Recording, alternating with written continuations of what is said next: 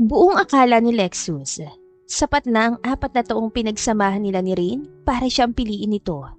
Ngunit nagkamali siya dahil ang babaeng pinangakuan niya ng kasal at magandang buhay ay magpapakasal pala sa kanyang karibal sa negosyo na si Jack. Nilamukos ni Lexus sa mga nagkalat na pictures galing sa kanyang kaibigan. Namumulang kanyang mga mata dahil sa magkahalong galit, sakit ng kalooban at hindi makapaniwalang pangyayaring yumanig sa kanyang mundo. Mga intimate photos yon ng kanyang girlfriend na si Rain kasama ang lalaking usap-usapang pakakasalan nito. Hindi sapat ang 4 na taon niya ni Rain para ikaw ang piliin niya, bro. Hindi ba niya sinabing pinilit siya? Pero base sa mga photos na yan, mukhang hindi pinilit ang girlfriend mo. Ani Gerald. Naikuyom ni Lexus ang kanyang kamao at gayon din ang litratong nasa kanyang mga kamay. Nalukot yon at sa huli ay nilagay niyan lahat sa shredder. Wala siyang sinabi sa akin about this rumor na magpapakasal siya o ipapakasal. I don't know anymore. Ang hindi ko lang maintindihan kung bakit hindi man lang niya sa akin sinabi. Forget her, bro. Naging tahimik si Lexus ng mga sandaling yon. Isa lang ang naiisip niyang dahilan kung bakit humantong sa ganito ang kanilang relasyon. Hindi pa kasi sa kanya ibinibigay ng kanyang ama ang pamamahala sa kumpanya. Ang mga narsiso ay nasa bingit na ng pagkalugi at ang pagpapakasal sa kanyang karibal ay malaking hakbang para maisalba nila ang negosyong inalagaan nila ng ilang dekada. Ang mga bagay na ito ay itinago nila sa madla, ngunit walang hindi nalalaman si Lexus pagdating kay Ray. Nabalot ng katahimikan si Lexus. Nilalamon siya ng mga daan-daang tagpo kung gaano niya minahal ang isang babaeng pumihag sa kanyang matigas na puso. Hindi nagtagal, nalaman niya mula sa informant ni Gerald ang araw at venue ng kasal. Walang kapangyarihan ng isang Lexus dahil wala pa sa kanyang kumpanya at ang mga desisyon ay nasa kanyang ama pa rin. Ngunit bago pa man sumapit ang araw ng kasal, ipinaalam na ni Lexus ang kanyang gagawin para maibsan ang galit sa kanyang puso. At iyon ang labis na ikinabahala ng kanyang kaibigan si Gerald. Agad namang tumutol si Gerald dahil magiging kahihiyan ang gagawin nito. Ano? Manggugulo ka ron? Hindi ka naman pinag-aaral ni Sir sa ibang bansa para ibaba mo ang sarili mo sa ganyan level. Nagsisisi na akong sinabi ko sa yung tungkol sa secret engagement ng Narciso at Lazaro. Galit na saan ni Gerald. At anong gusto mong gawin ko? Hayaan ko na lang na maging masaya siya. Hindi niya tinapos ang namamagitan sa amin. Hindi ko na nga siya makontak. Kunot noong ani Lexus. Lex, come on. Alam mo na ang dapat mong gawin. Magpapakasal na yung tao. So hayaan mo siya sa gusto niya. Find another woman para iharap mo sa kanya. Alam mo naman kung anong kayang gawin ng tatay mo. Itakwil na niya ako pero ito lang ang magpapagaan ng kalooban ko. Walang nagawa ang kanyang kaibigan na ngayon ay loyal assistant ng kanyang ama. Tahimik na lamang itong nagpunta sa opisina ni Senyor Montefalco upang ipaalam ang kahihiyang gagawin ng kanyang kaibigan. Sir, pinigilan ko siya pero mahal na mahal niya babaeng yun. Ani Gerald. Let him be. Bukas sa bukas kapag lumabas sa media tungkol dyan, ipahold mo mga cards niya. Even his passport dahil kilala kong batang yan. Batigas ang ulo niya. Baka itakas niya ang babae at magbibigay ng mas malaking kahihiyan sa akin. Lalo na kung mabuntis niya ang babaeng yun. Mas gugustuhin ko pang makapangasawa siya ng isang mahirap at mamahalin siya kung ano siya. Hindi kung anong meron siya. Sir, hahayaan lang natin siyang mapahiya bukas. Kung yun lang ang paraan para magising siya, mapagmanipula ang mga narsiso dahil sa bulag na pagmamahal ni Lexus, ipapahamak niya ang kumpanyang ipinundar ko bago pa siya sumibol sa mundong to. Hindi ako makapapayag na isalba niyang kumpanya ni Ramir na sila dahilan kung bakit ito nauwi sa pagkalugi. Napatango na lamang si Gerald sa kanyang amo. Alam nilang masamang balak ng mga narsiso oras na mapakasal si Rain kay Lexus. Kaya't ipinakita ni Senyor Frederico kay Rain kung gaano si Lexus ka-powerless hanggang hindi pa inaisasalin sa pangalan nito ang pag-aari sa kumpanya. Kaya humanap ang mga ito ng katulad nilang mayaman at kayang magsalba sa kanila. Iyon ay walang iba kundi si Jack Lazaro, ang karibal ni Lexus. Maaga pa ay gumayak na si Lexus papunta sa simbahan, kung saan idadaos ang seremonya. Nagsuot siya ng suit na katulad sa groom, gayon din ang bulaklak sa gilid ng suit nito. Nagtago siya sa gilid. Matyaga siya naghihintay sa pagpasok ni Rain. Hindi na niya ininda ang init o nakahihiyang gagawin niya. Ang mahalaga sa kanya ay makita niya si Rain sa huling pagkakataon. Ilang oras pa ay natapos ang paghihintay ni Lexus. Dumating ang groom at si Rain. Nagsimula ang seremonya. Lumakad si Rain sa aisle, suot ang dream wedding dress nito habang nakangiti sa crowd. Nang makita ni Lexus ang babae, ay parang nagkaroon ng sariling buhay ang kanyang mga paa. Nangilid ang kanyang luha habang lumalapit kay Rain. Si Rain naman ay natigilan dahil hindi niya lubos akalaing magpapakita si Lexus sa araw ng kanyang kasal.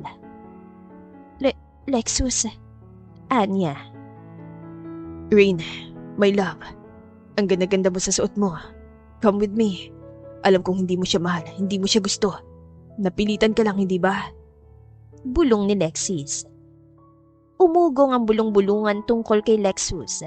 May mga telepono nang kumukuha sa video nila at mga paparazzi sa gilid ang tuwang-tuwa sa kaganapan habang si Rain ay kunutan noo at mapaklang umisi kay Lexus. Hindi ko inaasahang ibababa mo sa ganito ang sarili mo. Ang anak ng tanyag ng mga Montefalco ay nandito para pigilin ang isang kasal. Lexus, you let us down. Hindi ako papayag na malugi ng tuluyan ng kumpanya namin. Ikaw, na isang powerless man. Hindi sapat ang powerless. Much better, isa ka lang puppet na sunod-sunuran sa tatay mo. Bulong ni Rain na ilang pulgada na lang ang lapit nila sa isa't isa. Yung 4 years nating relasyon na nagsimula pa nung college tayo sa States, itatapon mo na lang ba yun?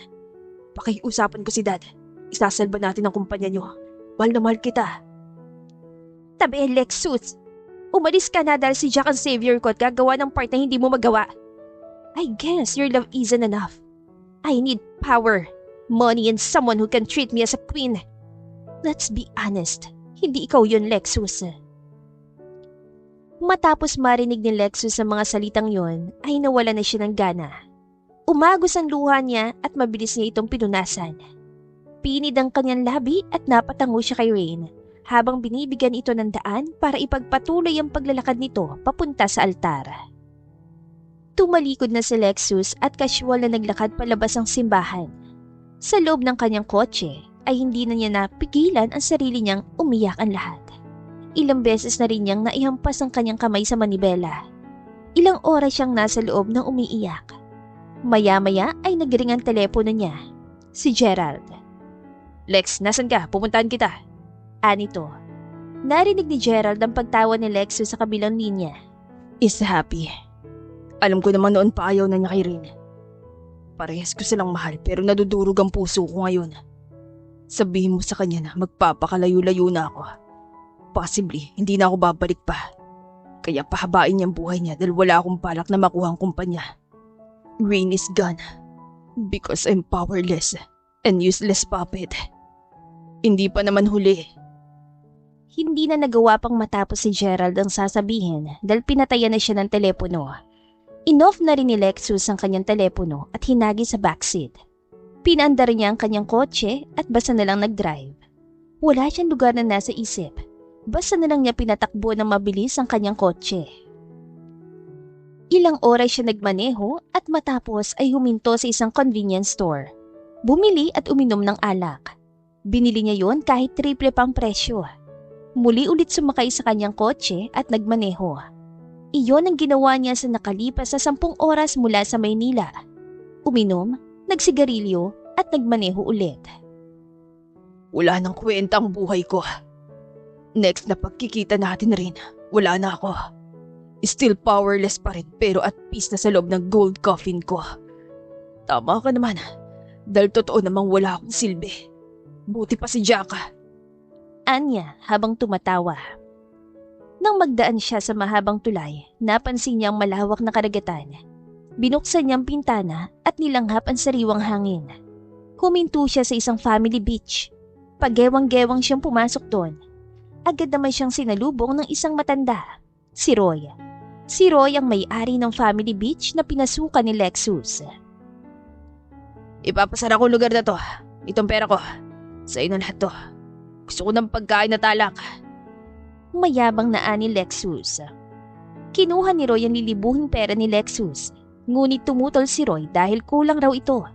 Ibinigay ni Lexus ang kanyang ATM cards at lahat yon tinanggap ni Roy, pati ang kanyang mamahaling relo. Hindi na nakaimik si Roy dahil alam niya ang value ng relo nito. Inutusan ni Roy ang mga kalalakihang maglinis at maghanda ng iba't ibang mga pagkain. Maya-maya pa ay dumating si Christine na dala-dala ang ilang toiletries na ibinebenta sa mga guest nila. Nakangiti sa kanya si Roy habang siya'y lumalakad papalapit. Tintin, mabuti nandito ka na. May guest tayong nirenta ng resort natin. Lasing na lasing pati nga ang relo niya, binigay niya. Mayaman to, Tintin. Hala, ikaw mag-asikaso sa kanya, Ani Roy. Si Cristino Tintin ay pamangkin ni Roy, ngunit ni minsan ay hindi naging mabait ang matanda rito. Sa katunayan ay nangangatulungan siya dahil sa malaking pagkakautang ng kanyang ina rito. Bata pa lang ay iniwan na siya ng kanyang ina sa poder ni Roy at nangutang na malaking pera para pamasahe pa abroad. Dahil si Roy ay mapera, binigyan niya ang kapatid ngunit hindi na ito nagparamdam at si Roy nang nagisnan niyang ama. Uncle, paano ho kung may gawin sa aking masama lalaking yun? Sabi niyo lasing na lasing, pwede ho bang si Ading na lang ang humarap doon? Nanlisik ang mga mata ni Roy at napabugan ng hangin. Mukhang mayaman naman yon. Kung gawan ka ng masama, hayaan mo magbabayad siya ng malaki. Pera-pera na lang sa panahon ngayon. Malay mo, gawin ka pa ng asawa. Instant mayaman na ako at makakabayad ka na sa mga utang ng nanay mo. Tapos makakabayad ka na rin sa pagpapalaki ko sa'yo. Buliyaw ni Roy. Nangilid ang luha ni Tintin sa mga sinabi ng kanyang amain.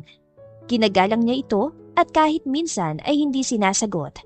Ngunit ngayon ay mas matindi na ang mga lumalabas sa bibig nito. Uncle, Anya. At ano, susuway ka sa akin? Umayos ka nga.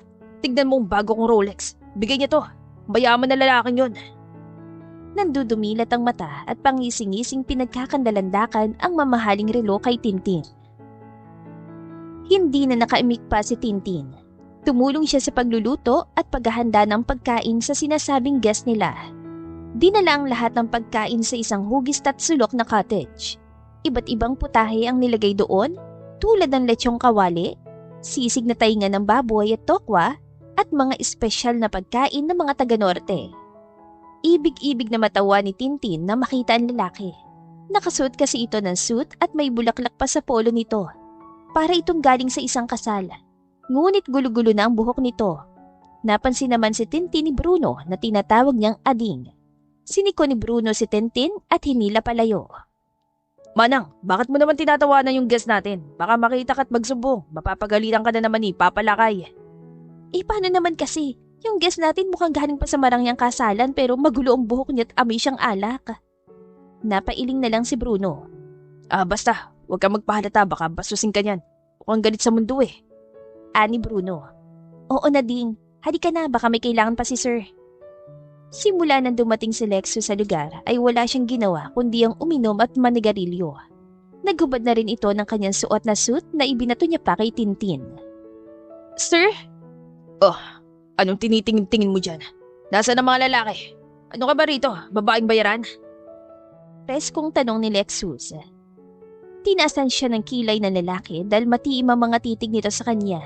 Naka-off-shoulder dress siya na maikli. Hinila niya yun para maabot ang tuhod niya. Ngunit bumaba ang dress niya at medyo lumabas ang kanyang dibdib. Pakiramdam niya ay napahiya siya at sinimangutan niya ang lalaki na pangiti-ngiti naman sa kanya. Steve, ibinabalandra mo ang katawan mo sa akin. Tingin mo ba type kita? Masungit itong sabi. Hindi ako bayang ng babae, katulong ako dito. Tagaligpit ng pinagkainan, tagalinis sa mga cottage at tagaluto. Prangkang wika ni Tintin. I see. Nagapunan ka na? Tanong ni Lexus. Napailing si Tintin at iniwas ang tingin. Bigla naman lumambot at bumait ang tono ni Lexus. Halika, kumain ka. Hindi ako mahilig kumain. Bakit ba kasi ang dami hinandang pagkain? Sabi ni Lexus. Mamaya, kakain na rin kami. Ngunit maya-maya pa ay tumunog ang tiyan ni Tintin na nagpatigil kay Lexus. Join me. Kumain ka na gusto mo. Akong bahala sa boss mo. Mayabang na sabi ni Lexus. Hindi na nakapagpigil si Tintin at umupo siya sa harap ni Lexus. Kumuha siya ng kanin at lechong kawali. Kahit naman kasi may mga ganitong pagkain ay hindi siya binibigyan ng kanyang amain. Kung bigyan man siya, ay ililista at idadagdag sa kanyang utang. Kaya nagkakasya siya sa mga ulam na wala ng value at tira-tira. Napansin ni Lexus ang pagkasabik ni Tintin sa mga pagkain, kaya ito na mismo naglagay sa kanyang plato. Dahil matangkad na babae si Tintin, ay mapapansin ang kapayatan nito. Eat more, ito pa. Hindi na umimik si Tintin basta tinuloy lang niyang pagsubo at paglunok. Maya-maya pa ay napansin ni Tintin ang pagpunas ng luha ni Lexus. Umiiyak ka po ba? Tanong ni Tintin. Bakit naman ako iiyak? Kumain ka na lang dyan. Pinakakain ka na, nakikialam ka pa. Masungit na sabi ni Lexus. Tumalikod si Lexus kay Tintin at muli na naman tumungga ng alak. Inismara naman ito ni Tintin dahil mabait nga ito pero tunog bata pobre pa rin kung makapagsalita. Ngunit hindi maitatanggi ni Tintin na may itsura ito at ganitong-ganito ang mukha ng mga gusto niyang guest. Matangos ang ilong, pangahan at moreno ang kulay ng balat, dagdag pa ang katangkaran nito. Maya-maya pa ay nagsimula na magligpit ang pinagkainan si Tintin. Madilim na at mamaya ay tatawagin na siya ni Bruno para mag-ayos sa loob ng bahay na sa hindi kalayuan. Iniwan na lang niyang ilang prutas at mga pulutan para kay Lexus. Nakatalikod pa rin ito sa kanya at nakatingin sa malawak na karagatan. Ilang sandali pa ay napansin ni Tintin ang pagkawala ni Lexus sa kinauupuan nito. Hinanap niya ito ngunit wala sa paligid. Sir? Sir! Tawag niya rito. Ngunit hindi niya nakita kahit sa loob ng cottage nito hanggang sa mapatingin siya sa dagat at nakita niya ang lalaking si Lexus nakalusong na ito at hanggang sa balakang na nito ang tubig. Naibagsak ni Tintin ang kanyang dalang alak. Ay naapo! Nagpapakamatay ba siya? Lumalaki ng alon, hindi na pwedeng maligo! Ani Tintin. Nagsimulang manghingi ng tulong si Tintin sa mga kalalakihan, ngunit tila wala nakaririnig sa kanya. Dahil sa pag-alala niya ay lumusong na rin siya sa dagat para pabalikin si Lexus. Lumalaki na ang alon at lumalalim na rin ang dagat. Binalutan ng pag-alala si Tintin dahil tila bingi ang lalaking walang naririnig. Naabot ni Tintin ang matimunong braso ni Lexus. Hindi na niya magawang kausapin ito dahil sa tubig. Hinila niya ito pabalik ngunit matigas ang lalaki. Nainis si Tintin kaya sa pang-ibaba siya humawak at hinila ang suot nito. Wala na siyang pakialam kung saan pa niya ito mahawakan. Ganoon ang ginagawa niya kay Bruno sa tuwing ayaw sa kanyang sumunod. Ngunit mas malaki sa kanya ang lalaki. Nagmatigas ang lalaki at sa lakas ng hampas ng tubig ay muntik na silang mahila palayo sa dalampasigan. Mabuti na lang at natauhan si Lexus at hinila niya si Tintin na nooy na outbalance na. Tumagal sila ng kalahating oras bago makarating sa dalampasigan, ngunit nagulat si Lexus na mawalan ng malay si Tintin. What the? Miss, wake up! Wake up! Gulat na ani Lexus. Inihiga ni Lexus ang babae sa dalampasigan at tinapik-tapik ang pisngi nito, ngunit hindi nagkamalay si Tintin. Napahilamos si Lexus at wala siyang nagawa kundi ang bigyan ito ng CPR. Ilang beses niya itong ginawa at sa pangatlong subok ay nagkamalay din ito. Pinatigilid niya ito. How are you, miss? Tanong ni Lexus. Umubo ng umubo si Tintin at marami itong nailuwang tubig. Napaupo si Lexus at pinagmasdan si Tintin nakahawak sa dibdib nito. Sana, hinayaan mo na lang ako mamatay. Wala na maghahanap pa sa akin. Malungkot na sabi nito. Umupo si Tintin at galit na tinitigan si Lexus. Gusto mo pa kaming mapahamak? Ibinigay mo mga ATM cards mo, relo at pera tapos magpapakamatay ka? Gusto mo ba kaming makulong? Galit na sabi ni Tintin. Hindi na nagsalita si Lexus dahil tama naman ang mga sinabi ni Tintin. Ang mga personal na gamit ni Lexus ay nasa kanyang uncle at ang lugar ay walang CCTV para makitang suicide ang nangyari. Hindi na nagtanong si Tintin sa personal na dahilan ni Lexus kung bakit ito ganoon dahil naiinis siya rito. Ngayon, mister, bumalik na tayo sa cottage mo. Hindi kita hahayaan na dito ka mamatay. Kasalanan sa Diyos ang gagawin mo. Hindi ka ba kinikilabutan man lang? Ani Tintin. Nawala ang pagkalasing ni Lexus dahil sa nangyari. Sumunod siya kay Tintin hanggang sa cottage. Umupo si Tintin kahit na tumutulo pa rin siya. Hindi na niya inalintana ang kanyang suot na bakat na bakat. Nanatili siya nakatingin sa lalaki na ngayon ay nakatingin sa kanyang katawan. Napansin naman yun ni Tintin kaya lalo siya nagalit sa lalaki. Pinag-ekis niya ang kanyang dalawang kamay para takpan ang kanyang kahubaran. Maya-maya pa ay namutla si Lexus at nagsimulang sumuka ng sumuka. Nawala ang ina si Tintin at nilapitan ito.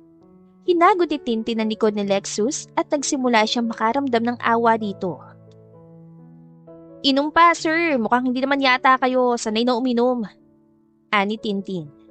Dahil sa patuloy na pagsuka ni Lexus ay kinailangan na niya si Bruno. Nadatnan na niyang tulog ang mga kalalakihan. Ginising na lang niya si Bruno para bantayan ng lalaki. Ading, may problema tayo. Ani Tintin. Gulat na gulat naman si Bruno na makita ang basang-basang si Tintin. Oh, bakit? Gabi na, naligo ka pa sa dagat.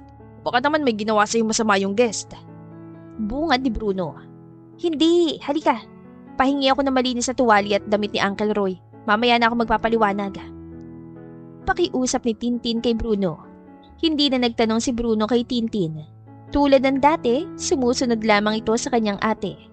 Walang anak na babae si Roy kaya nang dumating si Tintin ay nagkaroon ng kapatid na babae si Bruno.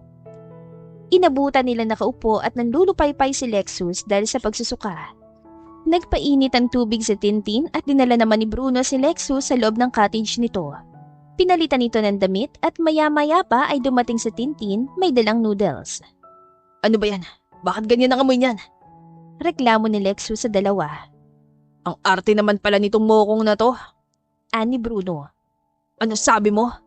Ani Lexus. Bruno, at ikaw naman mister, huwag ka na magreklamo.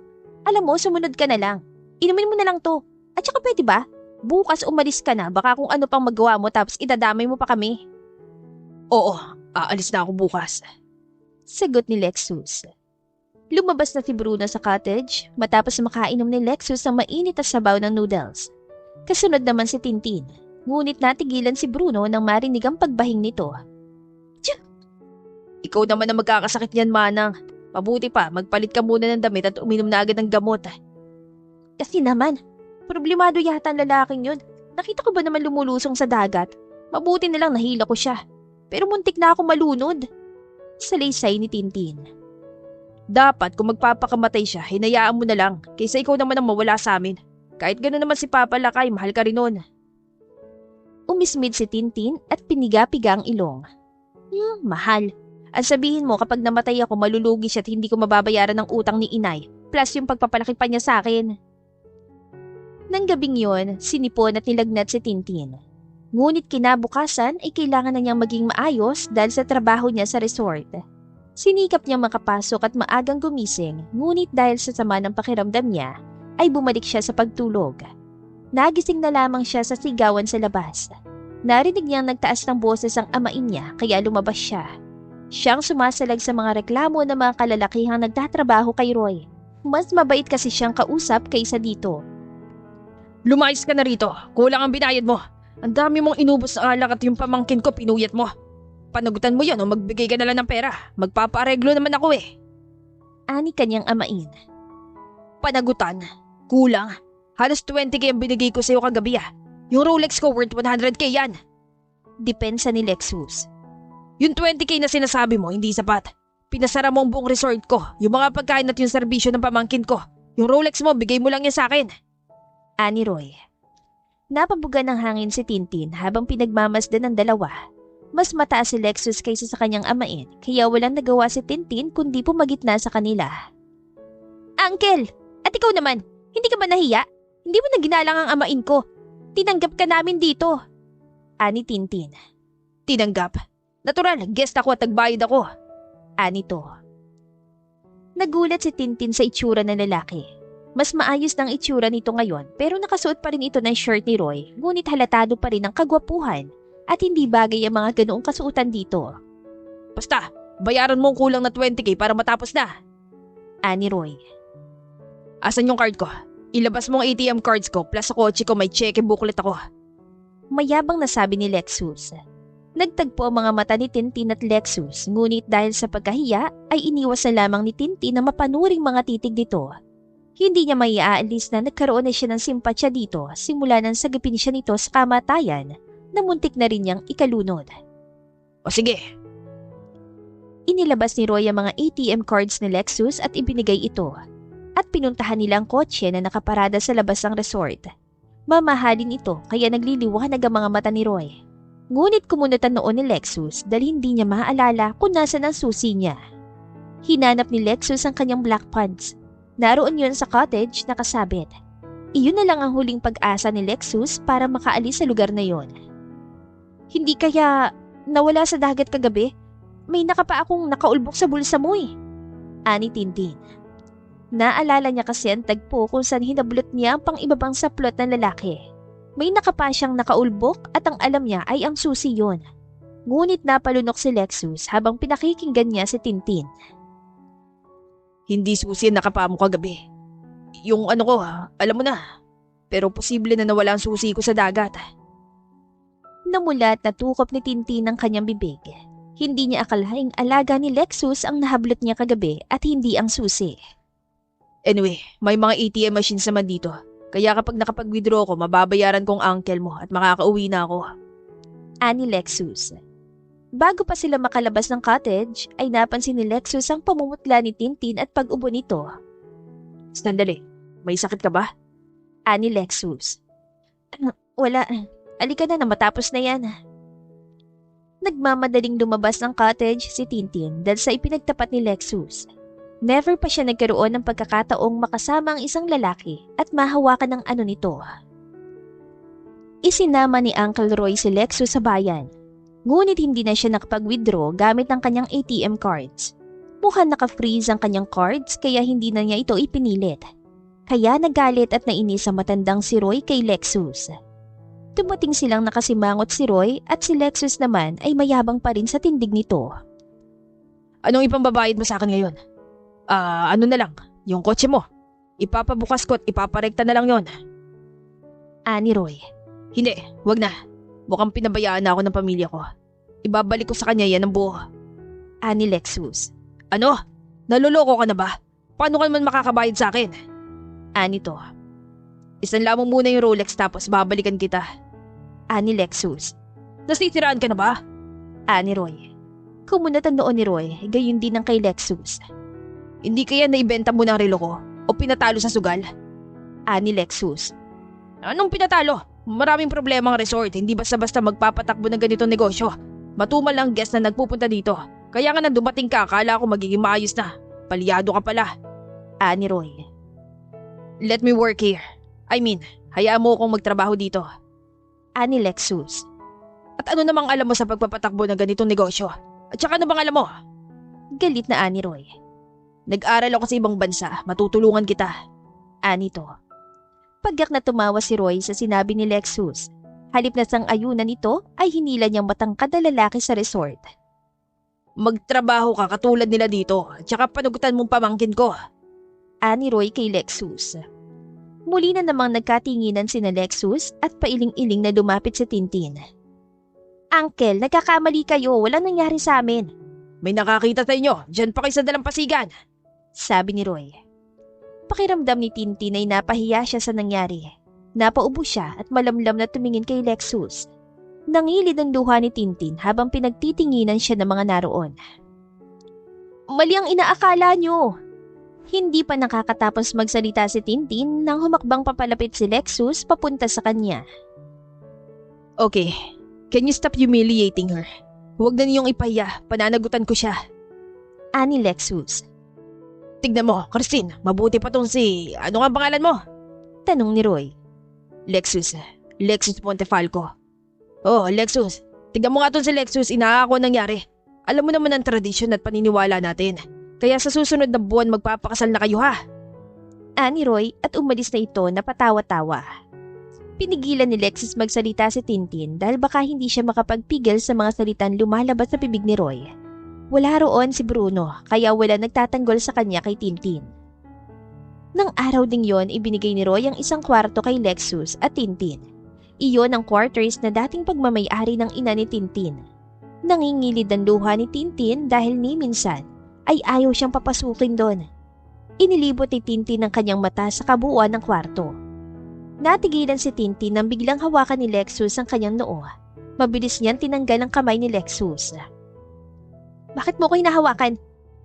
Alam mong nangyari kagabi. Bakit hindi mo itinanggi ang nangyari? Walang nangyari sa atin. Alam ko, pero mukhang never ka namang pinaniwalaan ng uncle mo.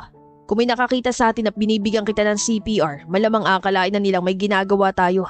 Kung hindi kita aakuin, ipapahiya ka pa niya sa mga lalaki doon. Paglilinaw ni Lexus. So, ayos lang na magpakasal tayo. Gusto lang ni uncle na ipakasal ako sa iba nang sa ganun mawala na siya ng palamunin. Ani Tintin. Muli siyang hinawakan ni Lexus sa braso at hindi na siya nakahuma nang mapaupo siya sa kama. Magpahinga ka, mataas ang lagnat mo. About sa kasal, no way, ayoko magpakasal. Isa lang ang nais kong pakasalan. Ngayong hindi na maaari, ayoko magpakasal kung kanino man. Okay lang ako. Hindi ako pwedeng humiga na lang dito. Buong buhay ko nagtatrabaho ako para bayaran ng utang ni mama. Let me do your duties. Sinang tingin nila sa atin, mag-asawa na. Pananagutan na kita. Ani Lexus. Maiyak-iyak si Tintin sa kanyang narinig. Buong buhay niya ay wala nagsabi sa kanyang magpahinga siya. Kumunutan noon ni Lexus nang akma na naman siyang tatayo. Kasalanan mo kung bakit buhay pa ako hanggang ngayon. Kung sana hinayaan mo na lang ako kagabi tapos na to. Don't worry, mapapalago ko tong resort ng uncle mo tapos hindi ka na niya pagmamalupitan pa. Ani Lexus. Nang araw na yon ay nanatili sa kwartong iyon si Tintin. May pagkain at gamot sa lamesa kaya nanatili siya sa loob. Gabi na siya nang makalabas. Nagulat siya na madatnan ng maraming tao sa loob ng resort. Napangiti siya dahil maliwanag na ulit ang resort, hindi katulad noon na 3 o 5 guest lamang. Ngayon ay may mga waiting pa sa labas. Nawala ang pananakit ng ulo ni Tintin dahil mas nabuhayan siya. Pinaglingkuran niya mga naroon.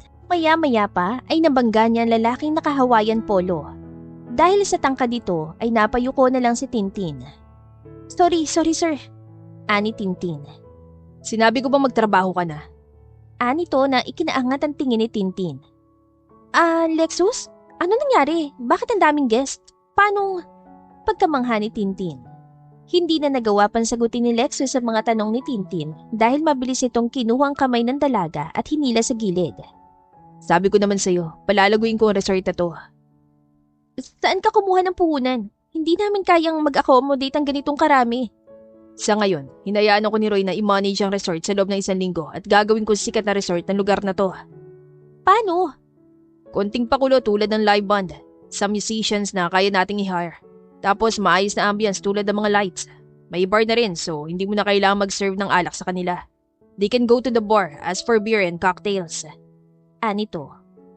Habang nagpapahinga si Tintin ay ibinigay na ni Lexus ang kotse niya kay Roy para isangla. Dahil nabuksan niya ito at pati ang kanyang telepono ay kasama na rin na isangla. Binigyan niya ng pera si Roy para hayaan siya sa konting renovation. Bumili na rin siya ng mga polo para maging uniform nila. Natahimik si Tintin lalo na nang muli ni Lexus dinampi ang kanyang kamay sa noo nito. May lagnat ka pa rin dapat hindi ka pa lumalabas. Ani na lalaki. Pinagmasdan ni Tintin si Lexus sa napakagwapong itsura nito. Hindi niya lubos sa kalaing ito ang lalaking pinagsisilbihan niya kagabi na nakita niyang maging emosyonal. Ayos na ako. Pwede naman akong magligpit-ligpit. Ani Tintin. May mga tao na tayong gagawa niyan. Yung iba mga kakilala ng mga lalaking tauhan ni Uncle Roy. Anito. Napangiti si Tintin nang marinig niya mula kay Lexus ang pagtawag nitong uncle sa kanyang amain. Oh, ano nakakatawa? Huwag ka na muna magligpit. Sa ngayon, naka-off ka muna. Iniwan na siya ni Lexus sa isang gilid dahil may dumating na ibang guest. Sinundan naman ni Tintin ang tingin ng lalaki hanggang sa marinig niya ang boses ni Bruno. Kagagaling lang nito sa klase. Manang, narinig ko kay Papa Lakay na ikakasal ka na. Paano humantong sa ganun? Ikasama mo ako kagabi. Pinilit ka ba ni Papa Lakay? Hindi. Hindi naman totoo tsaka nagkasundo na kami ni Lexus. Wala kami relasyon. Pinagsama na niya kayo sa isang kwarto. Baka bigla ka na lang niyang pilitin kahit ayaw mo. At saka wala akong tiwala sa kanya. Ani Bruno. Ako rin naman pero ayoko na lang makipagtalo kay Uncle Roy. At least marami tayong guest at makikilala na rin ang resort natin. Napabuntong hininga na lang si Bruno sa mga sinabi ni Tintin. Nang matapos ang live band ay unti-unting tumahimik ang lugar. Bumalik ang tunog ng hampas ng alon sa dalampasigan at mga nagtatawa ng lasing sa isang gilid. Napaupo si Lexus at nagbibilang sa isang gilid. Nakatingin lang si Tintin kay Lexus nang mapatingin ito sa kanyang gawi ay mabilis niyang iniwas. Maya-maya pa ay lumapit na sa kanya si Lexus at inabot ang ilang libo. Naamoy na niyang alak sa lalaki. Kaibang itsura nito, mas maayos ngayon kaysa kagabi. Ano to? Itabi mo, bukas panibagong trabaho na naman. Anito. Matapos iabot sa kanya ay nagpunta na si Lexus sa kwarto nila. Nanatili naman si Tintin sa labas para iligpit ang ilang kalat. Tinignan na rin niya ang listahan ng mga cottage na occupied, gayon din ng mga bakante. Nagulat si Tintin na makita niyang ilang lalaking nakatayo sa gilid at ang ilan ay waring nagpapatrolya. Sino kayo? Anong ginagawa niyo? Tanong ni Tintin. Ako po si Mark, mga tauhan po kami ni Sir Lexus. Kami pong roronda sa gabi. Anito. Napatango na lang si Tintin at nagsimula ng lumakad pabalik sa main hall ng resort. Ang bilis naman, may mga tauhan na siya. Ganun ba talaga siya kagaling mag-handle ng negosyo? Yung overnight lang may lumalagong negosyo agad? Bulong ni Tintin habang inaayos sa mga paninda niyang toiletries at mga snacks. Dumaan ng ilang minuto at nakita niya si Lexus na nakatopless lang habang naglilibot. Basa ang buhok nito at halatang kalalabas lang sa shower. Hindi niya pinansin ang lalaki at nagpatuloy siya sa pag-aayos. Maya-maya pa ay bigla na lang itong sumulpot sa kanyang likuran. 3:00 na, hindi ka pa ba magpapahinga? Tanong ni Lexus. Ha? Mamaya pa, siguro tapusin ko lang to. Sabi ni Tintin habang nakatingin sa mga paninda niya. Kagagaling mo lang sa sakit, hindi ba? Hindi magandang nagpupuyat ka. Anito. Ayos lang ako. Naputol ang sasabihin ni Tintin nang maramdaman niyang kamay ni Lexus sa kanyang braso. Magpahinga ka na, hayaan mo na yan. Tulog nang bibili niyan o baka naman iniiwasan mo ko. Ani Lexus. Napaharap si Tintin sa lalaki na nakatopless ngunit mabilis niyang iniwas ang tingin. Bakit naman ako iiwas? Ani Tintin sabay tikim. Bakit hindi ka makatingin na maayos? Panunodyo nito. Hindi na naman kasi makakatingin ng diretso sa lalaking nakahubad. Sabi na nga ba eh. Napangiti si Lexus, kaiba naman kay Tintin na hindi pa rin makatingin sa lalaki. Napilitang tumayo si Tintin at sinara ang counter. Mauna ka na, susunod ako. Ani Tintin. As you wish. Ani ng lalaki. Mas naging at home si Lexus sa lugar, gayon din kay Tintin na ngayon lang naman niya nakasama. Kapwa sila estranghero sa isa't isa, ngunit sa hindi nila malamang dahilan, ay mabilis nila napagkatiwalaan ang isa't isa. Binuksan ni Lexus ang pinto at dire-diretsong pumasok doon. Nagulat si Tintin na makitang isang folding bed sa gilid. Diyan ka na sa bed, dito na ako sa folding bed. Heavy duty ba yan? Baka bumagsak ka dyan. Mas maganda ako kaysa sa'yo, kaya dyan na lang ako sa folding bed at dito ka na lang sa bed. Ani Tintin. Are you sure? Paninigurado ni Lexus. Oo, sanay naman ako dito. Napahinga sila at tumalikod namang nahiga si Tintin at inayos ang kanyang kumot. Namayani ang katahimikan bago basagin ni Lexus. Paano ka nakapagtitiis dito? Hindi ka ba nagbalak na umalis papuntang Maynila? Tanong ni Lexus. Umaasa pa rin kasi akong uuwi si Mama at hahanapin niya ako. Pero syempre, hindi ako makakalis hanggat may utang kami kay Tito Roy. Ikaw, bakit hindi ka na lang umuwi sa inyo? Mahirap ang buhay dito. May nais akong kalimutan, babae. At makakalimutan ko lang siya kung malayo ako sa mundong kinasanayan ko. Siguro, I'm not brave enough to face her. Ani Lexus. Napatango naman si Tintin sa sinagot ng lalaki. Ipinikit nilang kani-kanilang mga mata. Dumaan na magdamag na yon na tahimik at kahit papano ay payapa sila sa bawat isa. Kinabukasan, mas lalong naging magandang sitwasyon sa resort. Mas maraming guests na dumating at halos maubos ang kanilang mga iniihaw na laman dagat. Dinagdagan ni Lexus sa mga paninda ni Tintin. Hindi man sila palaging magkausap ay nagugulat na lang si Tintin na may pagkain sa kanyang tabi. Naging mabait si Lexus kay Tintin ngunit bago pa man mahulog ng tuluyan si Tintin sa mga ganong paandar ni Lexus, ay muli niya naalalan sinabi nito noong nakaraang gabi. May nais akong kalimutan. Isang babae. May nais lang siyang kalimutan, kaya niya pinipilit na pumasok sa mundo namin. Mundo ko. Pero isang araw, aalis din siya dahil hindi naman niya mundo to. Bulong niya habang malungkot na nakatingin sa direksyon ni Lexus. Nagpatuloy ang ganong mga araw kay Lexus at Tintin. Kahit hindi nila hilingin at gawin ay naging malapit sila sa isa't isa. Sa unang pagkakataon ay nakuha ni Lexus na makisaya at makibagay sa mga tao doon. Natapat pang birthday ni Tintin. Dahil malaki ang kinikita ng resort, ay naibili niya ng bagong dress at cake si Tintin. Happy birthday, Christine! Sabi ni Lexus habang inaabot ang isang paper bag at maliit na cake. Paano mo nalaman ang birthday ko ngayon? Tanong ni Tintin. Sabi ni Bruno, halika sa labas, nagkakasayahan kami ng mga kasama natin. Pero may isa lang akong hiling. Salamat dito. Siya nga pala, anong hiling naman yun? Nahihiyang sabi ni Tintin. Suotin mo yan sa paglabas mo. Sabi ni Lexus. Ha? Ano ba kasi to? Ani Tintin habang binubuklat ang laman ng paper bag. Halos mapanganga siya sa ganda ng floral mini dress. Agad siya nagpunta sa banyo para isukat ang dress. Humapit sa kanyang manipis na bewang at bumagay sa kanyang morenang kulay. Iniladlad niya pa ang kanyang alon-along buhok at naglagay siya ng kaunting pula sa kanyang labi. Nahihiya siya nagpunta sa table kung saan nagkakasayahan ng mga naroon. Lahat ay nagsimulang kumanta habang siya ay papalapit sa mga ito. Ngunit higit sa mga naroon ay si Lexus na hindi niya maintindihan ang ibig sabihin ng mga tingin yon.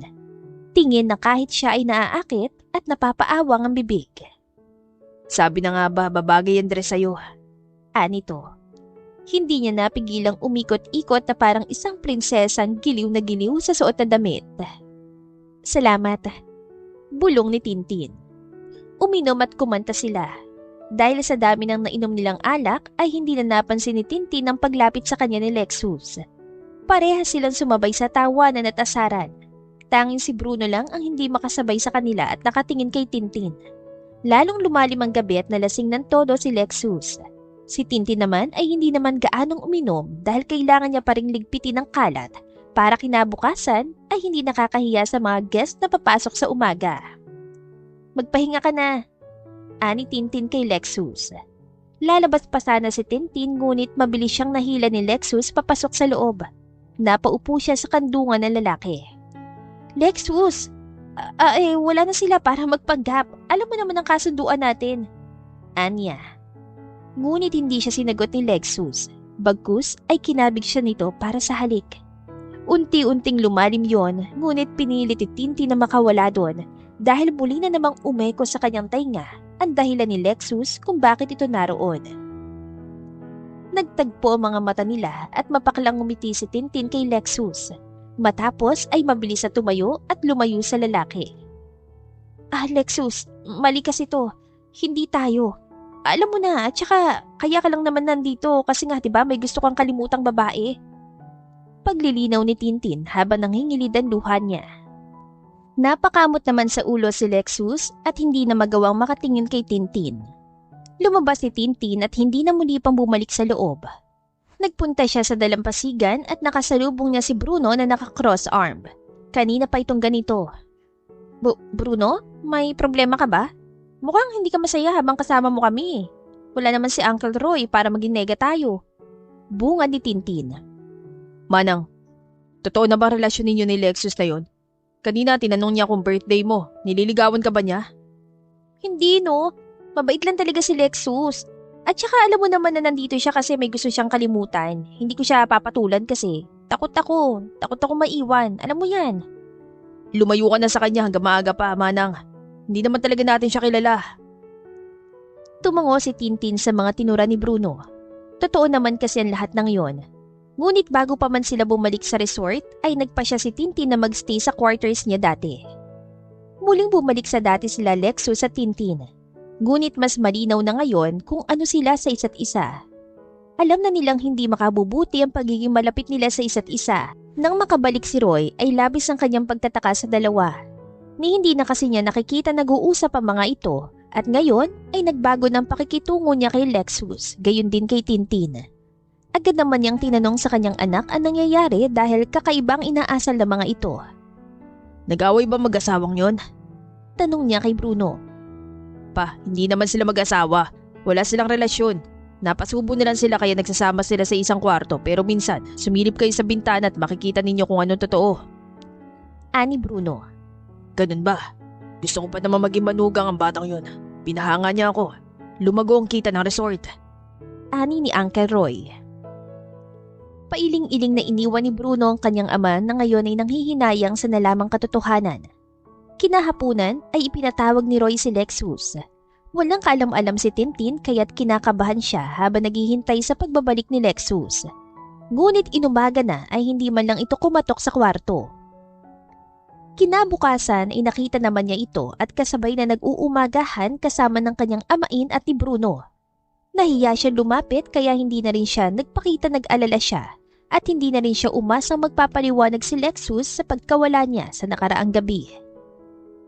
Tahimik siyang bumalik sa kanyang ginagawa. Lalong lumala pa ang ganoong sistema sa pagitan nila ni Lexus. Isang araw ay may mga pulis na dumating at hinahanap si Lexus. Nagsilabasan ng mga naroon. Kasama na si Tintin ngunit hindi siya lumabas at pinanood lang niya nangyayari. Isang pulang kotse ang dumating. Isang napakaganda at sexy na babae ang lumabas mula roon.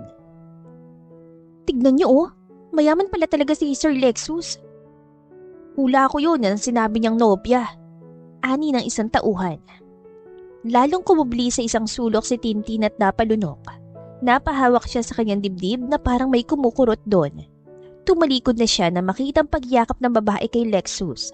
Kunwari siya nagpunta sa likod at naglakad-lakad sa dalampasigan. Napangiti si Tintin habang nakatingin sa malawak na karagatan. Aalis ka rin. Iiwan mo rin ako. Kahit umiwas ako, hindi ko pa rin maiiwasan na makaramdam ng ganito. Pero sabi ko nga hindi mo mundo to, Lexus. Hindi ko kaya makita ka na umalis kaya. Babalik na lang ako kapag okay ka na. Bulong niya sa kanyang sarili. Hindi bumalik si Tintin sa resort hanggang hindi sumasapit ang dilim. Ayaw niyang damputin ng mga huling bakas ni Lexus. Maaaring hindi na sila magkita o baka nga hindi na dahil malamang ay sumama na ito sa babaeng nakakotse. Inayos niya ang kanyang damit at muling tumulong sa mga kasamahan. Nadatnan niyang halos mapuno-puno na ng mga guest ang resort. Muli siya napangiti at nilibang niya ang sarili sa gawain doon. Nag-serve siya ng mga pagkain at mga inumin sa mga nasa table. Isang grupo ng mga lasing na mga lalaki ang humarang sa kanya. Napahinto si Tintin dahil alam niya ang mga lasing na mga ito. Umatras siya at umiba ng daan. Ngunit may lalaking muling humarang sa kanya. Hindi ba talaga sila nag-o-offer ng babae? Ikaw ba miss, ayaw mong kumita ng malaki ngayong gabi? Basta upo ka lang sa gitna namin. Anito. Mga sir, hindi po kami nag-o-offer ng babae. May live band po mamaya. Malay niyo po may mga ibang guest na gusto po makipagkilala. Lalo pang nakaramdam ng pagkataranta si Tintin nang may lalaki pang lumapit sa kanya. Hindi naman niya maibaba ang kanyang hawak na tray dahil punong-puno ito ng pagkain. Sorry po talaga mga sir, hindi po talaga pwede eh. Anito. Nangilid na ang kanyang luha dahil walang kapwa niya tauhan na naroon para ipagtanggol siya.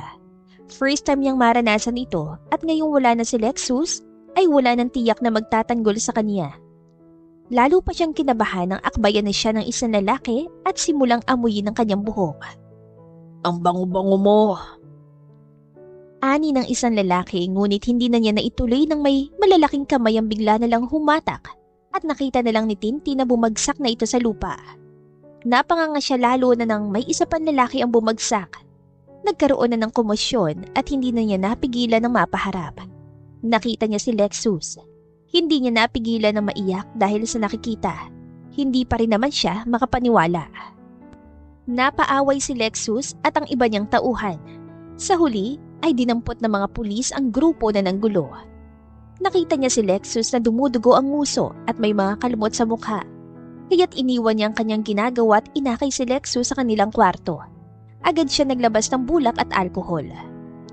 Nabalot sila ng katahimikan habang dinadampian ni Tintin ng bulak na may alkohol ang sugat ni Lexus. Kunot ang noo ni Tintin. Hindi nagtagal, nangingilid na ang luha ni Tintin. Hey, bakit ka umiiyak? Hindi naman ikaw ang pumutok ang nguso at may mga sugat sa mukha. Sa katunayan, ang sakit ng balikat ko at dito sa gawing dibdib ko, ang sakit. Pag-iinarte ni Lexus. Hindi na nakapagsalita si Tintin o nakasagot. Bigla na lang niyang niyakap ang lalaki. Wisit ka! Akala ko umalis ka na. Kung umalis ka na, hindi ka na masusugatan. Ani Tintin habang nakayapos kay Lexus. Gustong-gusto mo na ba akong umalis? Kanina pa nga kitang hinahanap. Umalis ako kasi ayoko makita kang umalis. Miss na miss ka na ng pamilya mo. Dito ko nahanap ang totoong ibig sabihin ng isang pamilya. Napabait ko nga si Uncle Roy. Pagyayabang ni Lexus. Humiwalay si Tintin sa pagkakayakap kay Lexus at pinakatitigan nito. Pamilya? Oo, hindi naman ako aalis no. Yung babae kanina si Rain yun. Hinanap nila ako. Pero nang makita ko siya, nagbago nararamdaman ko para sa kanya. She's already married. Pero ngayon, hindi ko na mahanap yung dating ako. Nakausap ko na rin si Dad. Dumating na rin yung kaibigan kong assistant ni Dad. Sadly, may sakit si Dad. Mas kailangan ka ng daddy mo. Open naman ang resort para sa'yo. Mas close nga kay ni Uncle Roy eh. Pero kung aalis ako, gusto ko kasama ka. Ani Lexus habang inaayos ang buhok ni Tintin. Muling nagtagpo ang kani-kanilang mga mata at sandaling nangusap bago kabigin para sa mapusok na halik si Tintin. Nagulat at napaawang lalo ang labi ni Tintin nang maramdaman niyang kamay ni Lexus sa kanyang balakang na lalo siyang idinidikit sa katawan nito. Sa huli ay hinayaan na ni Tintin na angkinin ni Lexus ang kanyang labi. Unti-unti naman siya nakakasabay na rito. Nang maghiwalay ang mga labi nila ay kapwa sila habol hiningang napangiti sa isa't isa. Kinintala ng halik ni Lexus ang noo at ilong ni Tintin. Marry me, Christine. Wala na akong balak na pakawalan ka. Lalong umagos ang luha ni Tintin sa kanyang narinig. Nagtapat na si Lexus ng pag-ibig at hinihingi niya sagwat para sa kasal. I love you, Tin. Akala ko hindi na kita mamahalin na ganito. Marry me. Pagtatapat ni Lexus. Bahagyang napailing si Tintin kaya kinuha ni Lexus ang kanyang kamay at hinalikan. I love you too, Lexus.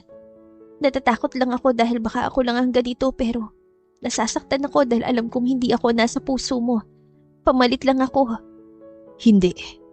At ipinagtapat ko rin yan kay Tito Roy. Kaya nga hindi kita pinuntahan dito. Gusto kong masigurado nararamdaman ko dahil ayokong saktan ka. Ani Lexus. Muling sinakop ni Lexus ang labi ni Tintin para sa matamis, mapaghanap at mapusok na halik. Dahil sa lalim at kasabikan, ay wala sa sariling naiangkla ni Tintin ng kanyang kamay sa batok ng lalaki. Ngunit muling naghiwalay ng humapdi ang pumutok ng uso ni Lexus at pareho silang natawa sa kapusukan nilang dalawa. Aray! Ayan kasi, sino ba nauna? Depensa ni Tintin. Muling kinuha ni Lexus ang kamay ng dalaga at muli itong hinalikan. Wala nang bawian. Bukas na bukas, iuwi na kita at ipapakilala kay Dad. Ani Lexus. Pero yung kotse mo, yung Rolex at yung kasunduan mo kay Tito Roy. Sa kanya na yun. Bibigyan ko pa siya ng puhunan para mapaganda pa ang resort na to. Napangiti si Tintin kay Lexus. Hindi niya lubos sa kalaing sa ikli ng kanilang pagsasama ay agad siya nitong mamahalin. Kinabukasan ay maaga pa na magpaalam si Lexus at Tintin sa mga naroon. Si Bruno ay nalungkot, gayon din ang matandang si Tito Roy. Lexus, ingatan mong pamangkin ko ha. Ani ng matanda. Oho, babalik din naman po kami. Ani ng lalaki.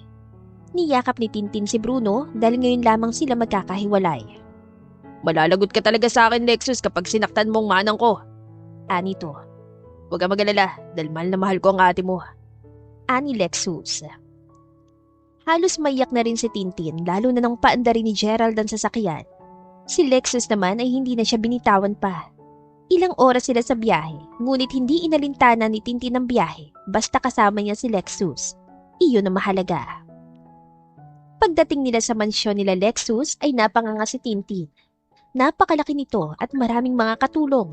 Ngunit hindi muna isinama ni Lexus si Tintin sa loob ng kwarto ng kanyang ama. Kaya't nagtagal pa siya sa isang guest room. May katulong naman na pumasok at may daladalang damit pamalit. Kapansin-pansin ang bigat at inis nito sa kanya lalo na nang magsalita ito. Oh, sino ka naman? Probinsyanang nobya ni Senyorito? Nako, kung ako sa'yo, babalik na ako sa pinanggalingan ko. Mahal na mahal ni Senyorito Lexus si Senyorita rin. Hindi niya kayang ipagpalit yun. Ani ng katulong na panguso-nguso pa. Hindi umimik si Tintin sa katulong. Sumilip siya sa labas. Malungkot ang lugar na yon. Tahimik at mabango nga, ngunit walang saya roon, hindi katulad sa tabing dagat. Bawat hampas ng alon ay nagbibigay kapayapaan at sigla sa kanya. Dito ay para siyang nasa isang hawla. Napahawak siya sa kanyang leeg habang nililingon ng damit na dala ng katulong. Marangyayon at mamahalin, ngunit mas komportable siya sa suot niyang bestida. Hindi siya nagpalit ng damit at hinintay na lang niya si Lexus na balikan siya. Hindi naman nagtagal at dumating si Lexus. Nabasa agad dito ang lungkot sa mga mata ni Tintin. Oh, nandito tayo para ayusin ang kasal natin. Ani Lexus. Napayuko si Tintin habang kausap si Lexus. Sinabi mo ba sa dad mo ang tungkol sa akin? Tanggap ba niya ako? Tanggap ba ako ng mga tao dito? Mukhang mas mahal nilang ex-girlfriend mo. Pagtatapat ni Tintin. Who says? Dad? Maids? I don't care about them. Pero nasabi ko na kay Dad ang tungkol sa'yo. At agree naman siya makilala ka. Ani Lexus. Natatakot akong humarap sa dad mo. Ayoko mapahiya ka ng dahil sa akin. Ani Tintin. I got you, honey. Nang gabing yon, sa pagkainan ay ipinakilala ni Lexus si Tintin sa kanyang ama. Nung una ay natatakot pa siya, ngunit nang ngitian siya ng matanda, ay unti-unting naging magaan para kay Tintin ng lahat. Nice to meet you, Iha. Ipinagmamalaki ka ng anak ko. Pakiramdam ko, tagal na nawala ni Lexus kahit 1 buwan lang. Pero ang daming pagbabago na ganap sa kanya. Hindi ko akalaing magiging maliwanag ang isip niya. At salamat dahil niligtas mo siya nung nais na niyang magpatiwakala. Po, ako nga po sinagip niya. Masipag at mabait po ang inyong anak. Napunta ang usapan tungkol sa kasal. Parehas na magkahawak ang kamay ni Lexus at Tintin. Kapwa na rin masaya. Saan niyo balak magpakasal? Dad, gusto ko sana sa beach wedding sa La Union. Doon sa resort na pinagtrabahuan namin ni Tintin. Ako rin. Dream wedding ko yun. Ani Tintin. Then, ang wedding ay sa La Union. Gusto ko rin puntahan ng lugar kung saan binago at kinupkup ang anak ko. Ilang buwan na lumipas, ginanap ang kasal sa La Union sa Family Beach Resort na pag-aari ni Tito Roy. Muling ipinasara para gawing venue sa malaking event. Ang kasal ni Tintin at Lexus. Dito ay bumili ng isang malaking lote ang ama ni Lexus para sa regalo sa dalawa. Papatayuan nila ng isang bahay na maaaring uwian at tuluyan ng kanilang ama. Maganda pala talaga dito at hindi ko inaakalang dito nagtrabaho ang aking anak. Hindi ako nagalit nung malaman namin ng tunay niyang kalagayan. Hindi ako nagdamdam dahil alam ko nasaktan siya sa nangyari. It's a long and redeeming story of my son. Look at him now. Mas strong na siya ngayon. Ani ng matanda kay Tintin. Opo, nung dumating po rito sa amin si Lexus, siya ay larawan ng isang malungkot at mabigat ang dinadamdam. Napangiti ang matanda at inabot ang kamay ni Tintin. Call me Dad from now on. Anak na rin kita. At sana huwag kang magsawang unawain at mahalin ang aking anak. Kapag sinaktan ka niya ay magsumbong ka sa akin at ako ang didisiplina. Ngunit bigla na lang sumulpot sa likuran si Lexus. Hindi ko yan magagawa sa wife ko. Hindi lubos maintindihan ang mga bagay na nangyayari sa ating paligid. Ang mga masasamang bagay na akala ng lahat ay katapusan na at hindi na muli pang mararanasan ng kaligayahan. Ang dating malungkot ay kaya pa rin palang maging masaya. Ang mga relasyong sa hinahaba-haba ay nagtapos sa isang masaklap na paalam ay bahagi lamang pala ng isang malaking bahagi. Dahil walang sino mang makasusubok sa kapangyarihan ng Panginoon na patuloy na nagdedesenyo sa ating buhay. Hawak man natin ang manibela, ay tiyak na siya pa rin ang magbibigay ng direksyon kung saan tayo tutungo. Ang pag-ibig na sinimulan ni Lexus at Tintin ay simula ng kanilang kaligayahan at samahang sandaling pinagbuklod ng tadhana na panghabang buhay. Ang kanilang honeymoon ay ginanap sa isang maganda at mamahaling hotel doon din sa La Union. Habang ibinababa ni Lexus ang zipper ng wedding gown ni Tintin, ay hindi na ito mapakali. May problema ba? Bakit naman parang aligaga ka? Tanong ni Lexus. Kinakabahan kasi ako. First time ko. Prangkang wika niya. Hindi na muli pa nagsalita si Lexus, ngunit ang idikit nito ang labi sa kanyang balikat. Para itong nagulat at dumistansya sa asawa. Pilyo namang umisi ang lalaki na lalong nagbigay ng kaunting kaba kay Tintin. Pwede ba magdahan-dahan ka naman? Lalo ako natatakot eh. Ani Tintin. Don't be, dadandahanin ko naman eh. Nang maglapat ng kanika nilang labi ay pinaramdam ni Lexus ang kanyang marubdob na pagmamahal dito. Pumabalik na lang sila sa resort tuwing maibigan ni Tintin at Lexus. Dahil sa unti-unting paghina ng ama ni Lexus ay sinimulan ang paglilipat kay Lexus bilang bagong CEO nito. Si Tintin naman ay personal na nag-alaga kay Senyor Montefalco dahil magaan ang loob ng matanda dito. Siya na nag-manage ng buong kabahayan. Simula nang ikasal sila ni Lexus ay never na niyang narinig ang mga katulong na pinagsalitaan siya. Isang araw, muling nagkita si Lexus sa train sa isang charity event. Simula nang ikasal si Lexus kay Tintin ay hindi na ito nakipag-usap sa dati nitong karelasyon. Formal na ito at madalas ay ina-address siyang Mrs. Lazaro. Tuluyan na ngang naayos ang buhay ni Lexus dahil sa pagdating ni Tintin sa buhay niya. Honey, lucky charm talaga kita, ani Tintin. Ikaw ang lucky charm ko. Kung hindi dahil sa'yo, baka inaanod na ako sa Pacific Ocean o nakahimlay na sa seafloor ang mga buto ko. Ani to. Ganito na lang. Parehas natin lucky charm ang isa't isa. Maya-maya pa ay may kahetang inilabas si Tintin. Ibinigay niya kay Lexus yon at masaya namang binuksan nito ang kaheta. Bumungad sa kanya ang isang ultrasound result. Honey, dumating ng isa nating lucky charm. I'm pregnant. Balita ni Tintin. Magiging daddy na ako. Mukha ba nagbibiro ang ultrasound result? Maliit pa man ang tiyan ay hinalikan na ni Lexus ang tiyan ng asawa. I love you, mommy and baby. I love you, daddy. Niyakap ng sobrang higpit ni Lexus ang asawa na ngayon ay 4 weeks pregnant sa kanilang panganay. Walang paglagyan ng tuwa ang dalawa dahil magkakaroon na sila ng anak na mas lalong magbibigay sa kanila ng saya. At dito na po nagtatapos ang ating kwentong pag-ibig. Maraming salamat po sa pakikinig. To God be the highest glory. Hanggang sa muli. Paalam!